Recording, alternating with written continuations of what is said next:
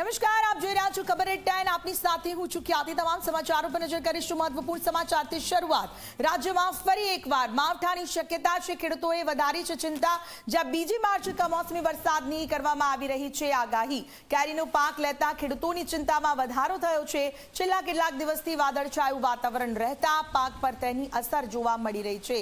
જીરુનો પાક લેતા ખેડૂતોને પણ પાક પર વિપરીત અસરનો ડર છે।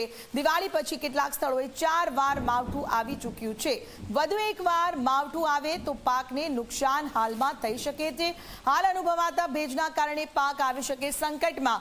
ઉનાળુ વાવેતરના સમયે જ કમોસમી વરસાદ નીવડી શકે છે ઘાતક।